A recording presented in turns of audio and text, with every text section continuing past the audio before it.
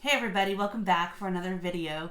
So we did it. It is 2023, another year over and a new year started, and I'm super excited. Like, I really do mean that. I love beginnings, and the new year always just feels fresh to me, so I am really excited to get the new year rolling, and so far it's already going really well. I'm already like 3 or 4 days into the new year.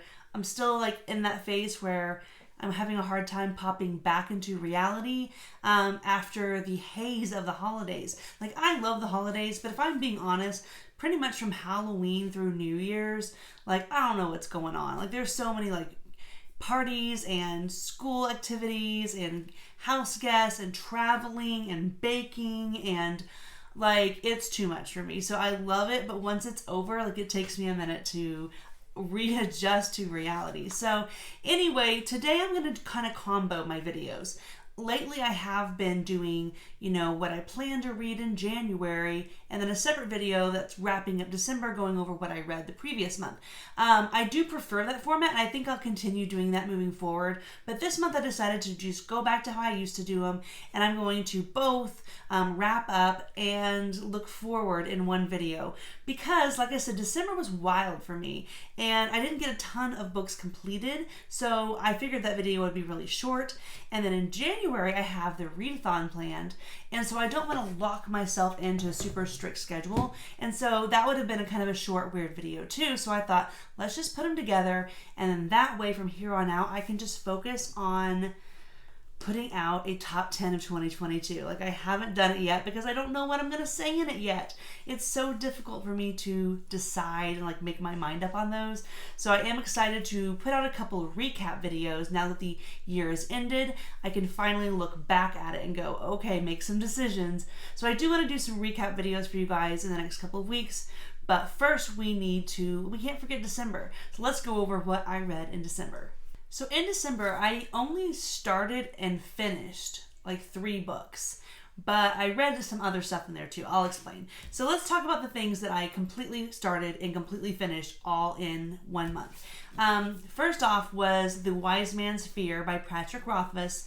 This was this is a prime example of just me being me. In my video where I was planning out what I was going to read in December, I threw this on at the end and I was like, listen, if I have any extra time, I might go ahead and continue, but I'm not in a hurry to read these because, like, what's the rush? Like, it's not even completed. This was the first thing I read in December. I gave into some peer pressure, and I just enjoy buddy reading when I can. And my friends Brent and Caitlin were reading it, and her library hold or something came through right away. I can't remember how it worked out. But either way, she decided to read it at the beginning of the month. And I was like, well, if I'm going to read it, I do want to read it with her. So we all started it, and I think it took me almost 2 weeks to read this because I took a break for something else.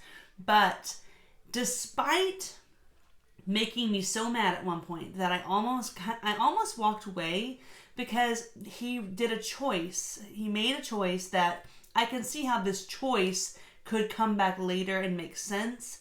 But he did something in, like, I don't know, maybe the 40% mark of this book that made me so angry that I couldn't do it for a minute. And so despite having something so irksome that it literally almost made me walk away from it, I still loved this book. Like, I think I might have liked it more than The Name of the Wind, actually. And as an individual book, I mean, I think they're both really, really excellent, and there were parts of Name of the Wind that I liked much more than this book, but as a whole, I do think I enjoyed this one more. But if this makes sense at all, after reading this one, I appreciate them more together, more than I appreciated The Name of the Wind on its own. Does that make any sense? So I really enjoyed myself. I really liked this, and I'll even forgive him that one thing that made me so upset, because I can see how if he ever writes a third book, he could use that towards his advantage for something kind of cool. So I don't know. We'll see. I don't know if we're ever going to get a third book, but if we do, I will be one of those people reading it on release day, because I really, really enjoyed the Kingkiller Chronicles, and I mean, I really hope he writes more because I want that third book. The next thing I did was a short story by Frederick Backman called The Deal of a Lifetime, and I read it because it's pretty Christmas themed and it was right before Christmas. and it really put me in the holiday mood. It was kind of a not quite what you expect. Like, it's kind of like a fable or something. It reads like a story that's definitely going to have like a lesson in the end, and you kind of feel like you know where it's going, and it does go there, but it puts an extra twist on it that really made me think and sat with me. So at the time I read it, it didn't quite move me like I was expecting it to be like other Frederick Backman things that just like, wow, it was most amazing. And as soon as I was done reading it, I was a little disappointed because I was like, oh, it was good. It just wasn't what I was expecting. But being a couple weeks away from it, I do find myself thinking about the concept of it quite often. So it's definitely something that stuck with me, and I did enjoy it. And looking back, I like it even more now than I did right after I finished it. So if you are interested, it was like maybe a 40-minute audiobook. So that would probably be like a 20-page book or something. If you're ever looking for a short story, it's a really nice one to plug in. Another book I read in December is Kings of Ash by Richard Nell. This is book 2 of the Ash and Sand trilogy. So I liked this book. But I read it as a part of a buddy read, and there was only a handful of us, but about half the people in there did not like it. Like, they decided that there were some choices that just did not work for them, and they're not going to continue the series. So that leaves me in kind of like a weird position, because I'm like, I think I liked it. Like, I know you're not supposed to do that, but it's kind of inevitable sometimes. So we all liked book 1 really well.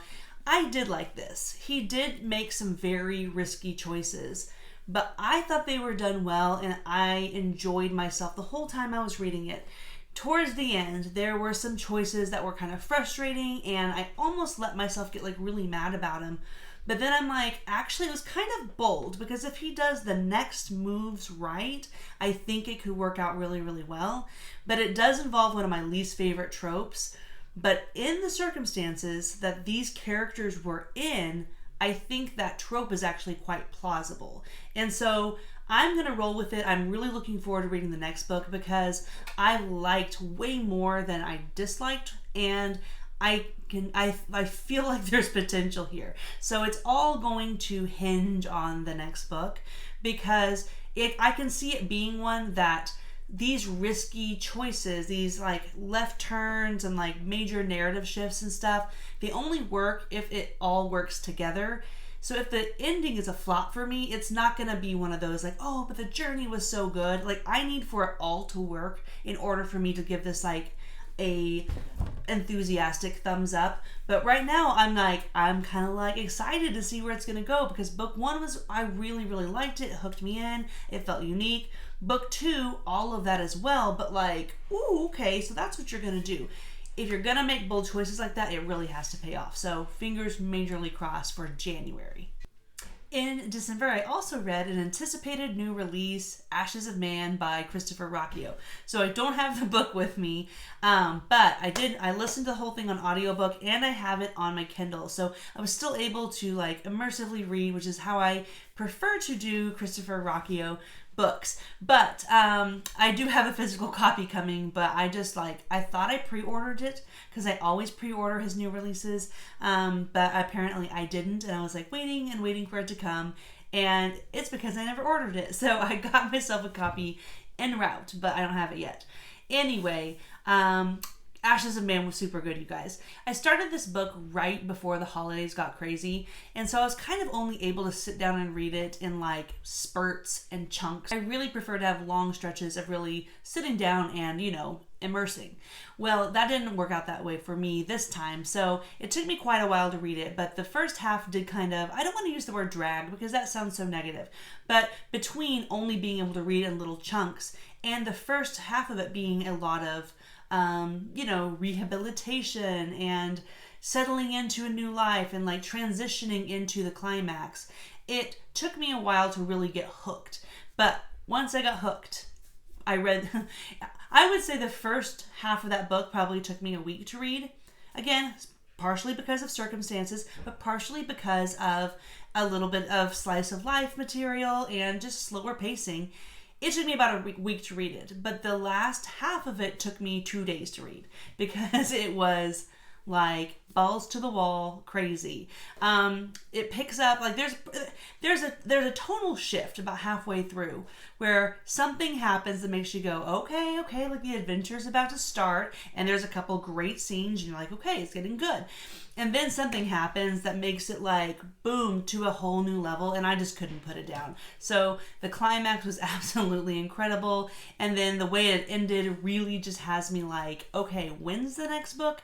Because like everything changed, like choices were made, things happened, and now like there's a major shift in like where the story's going, and I'm like really excited to get to it. So I really enjoyed my time with it, and Christopher, congratulations on another phenomenal book. I'm still reading The Lonesome Crown, you guys. Part of me feels like I need to like feel really bad about that and apologize, because I do feel bad about it. Like, not like I owe you guys anything, but like this was an anticipated release, and I've been counting down for this book.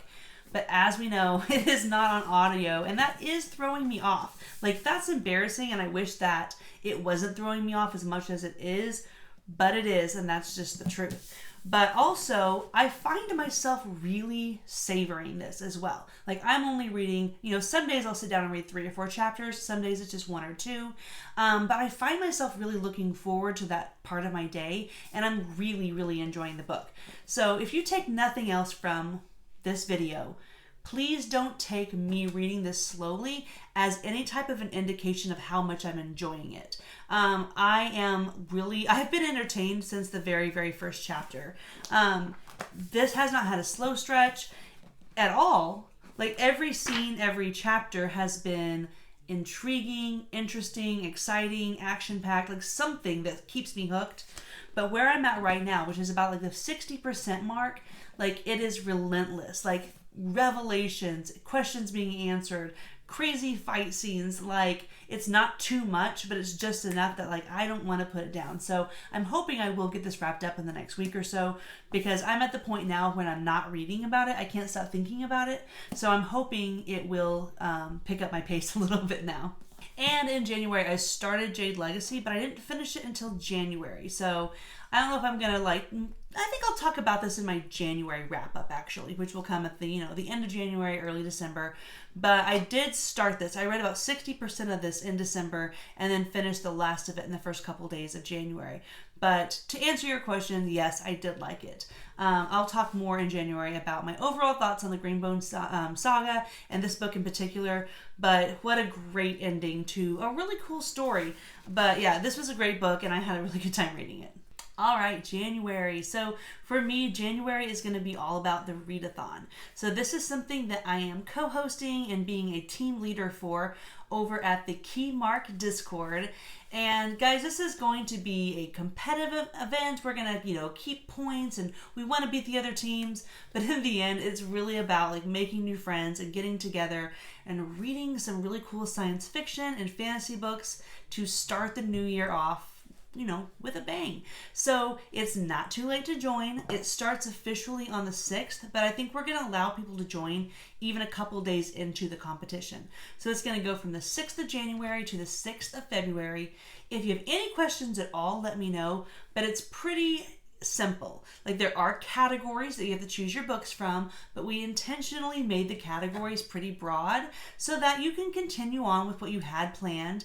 Maybe make a couple swaps to be a little more strategic. We'd love for you to read some things that are out of your comfort zone, but more than anything, we just want you to join, and we don't want you to hang out with us. But like I said, the readathon does not start until the 6th. So since I'm being somewhat strategic with my choices for the readathon, I was like, I got 6 days to wrap up my leftovers from December, which was, Jade Legacy, and also read a couple things that aren't going to quite work for the points, or I just, already have my points taken care of, kind of planned out. So the first thing I did after I finished Jade Legacy was I read Harry Potter and the Sorcerer's Stone.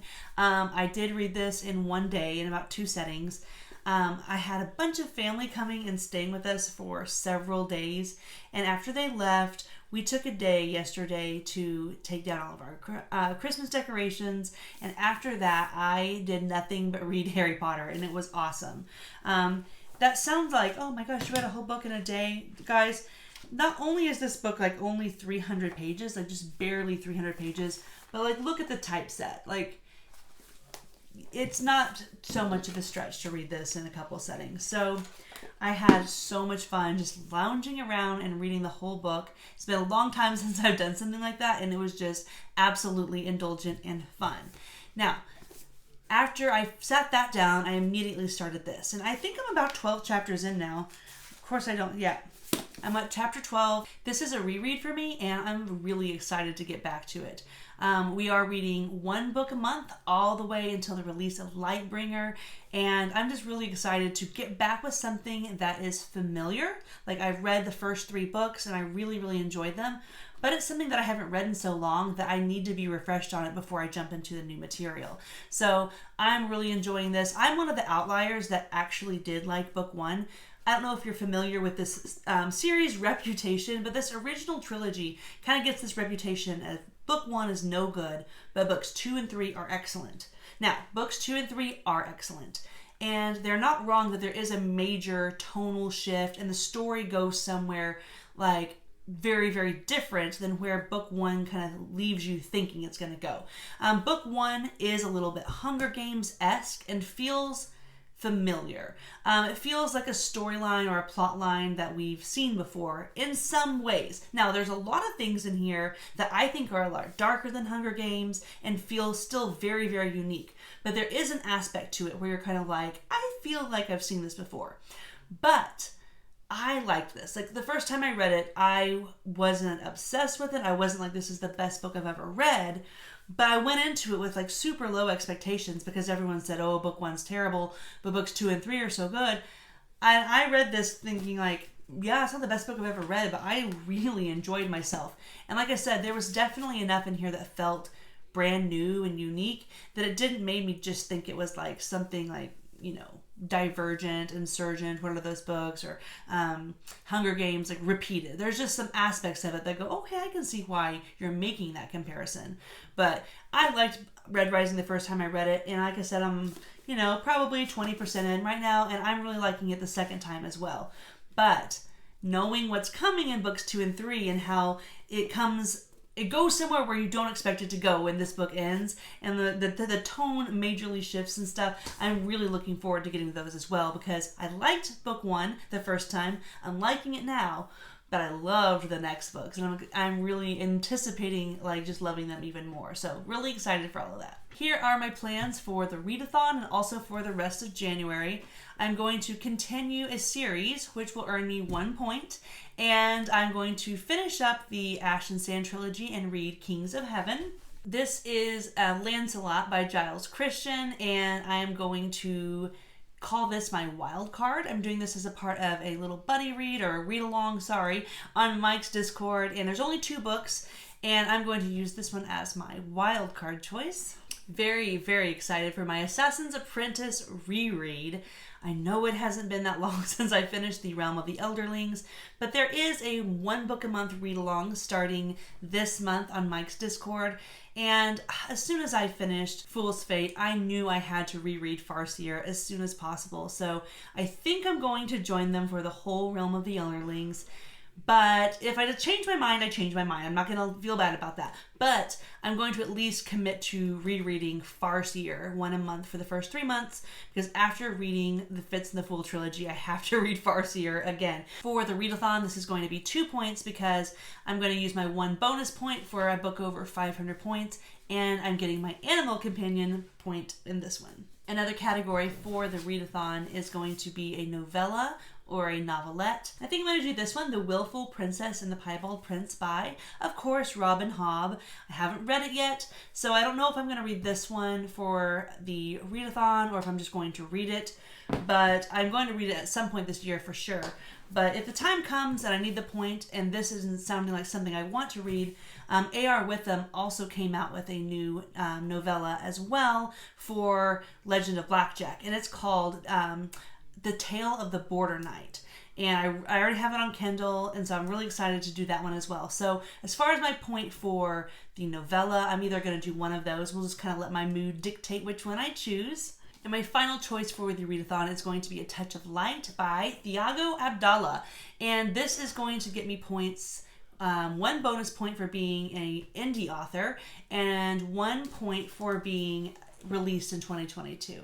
So this is one that I've heard so many good things about, and it's been on my radar for a long time, and I got it for Christmas, and I'm just very, very excited to read it and get points for it. So that's what I have planned for January. That's my recap of my February. That was crazy. I don't feel like I read very many books, but everything I read was like really fun to read, really satisfying, and I'm definitely learning that quantity is not everything. I'm just happy to have a high quality month every month. So thank you guys for watching. Thank you guys for joining the readathon. I had a great turnout for people requesting to be on my team, and that just makes me feel so good. So thank you guys so much for always showing up for me. So have a great day, and I'll see you guys soon.